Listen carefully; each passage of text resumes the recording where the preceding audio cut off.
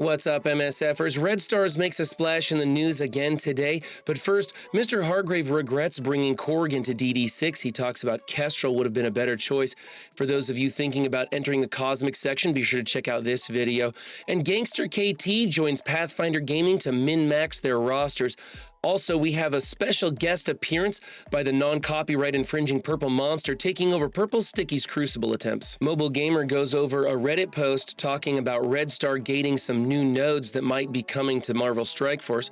Of course, this is from Datamined information.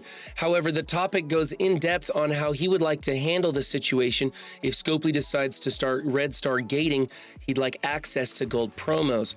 Dorky Dad also goes on a long story in his stream, recording that to video. He talks about how the worst case scenario of Red Star gating could look, what would be the optimal mid-range for acceptability if Red Star gating was to come around, and of course talking about how the community at large would not like it. This is an in-depth discussion also with some great ideas. I really enjoyed watching this one. I think Dorky Dad nailed reward systems for such a structure. I'd like to jump back a minute here and talk about another possibility that no one has mentioned yet. It's a bit of a tinfoil hat theory, but I kind of like this one. Now let's go over the timeline. First, we got word of some playtesting idea that was so atrocious it contributed in part to Mobile Gamer leaving the Envoy program. That idea was later scrapped. Next, we get a data mine with some unfortunate choices for raid teams in upcoming Alpha 5 raid lanes. This data mine was immediately declared false and people shouldn't be acting upon it. And the reason I mention this is because this sets a precedence for data mines not being good and people shouldn't be paying attention to them. Next, we get a data mine stating that there could be some Red Star gating in future campaign nodes.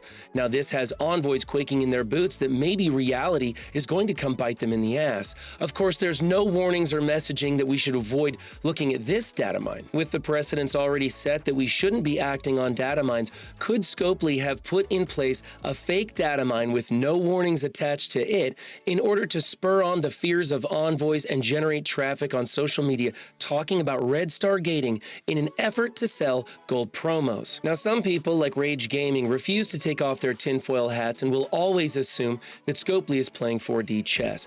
But whether they're manipulating us into buying gold promos or Red Star gating is actually going to be a reality in Marvel Strike Force, it does make for some interesting content to talk about. Now, I personally don't believe Scopely has the foresight to implement fake data mines in an effort to manipulate sales, nor are they capable of playing chess at a 4D level, but I do believe that Captain Clipboard might capitalize on the perfect storm in order to boost their sales. For more shocking revelations and terrible tin hat ideas, be sure to like and subscribe. I'm Run7 bringing you yesterday's news today.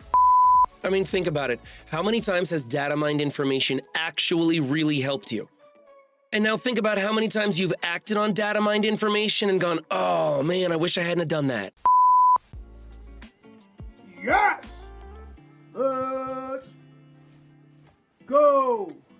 Woo! Woo! Forgot to add, events are starting today. Check out Brotherhood of the Storm so you know what to be doing.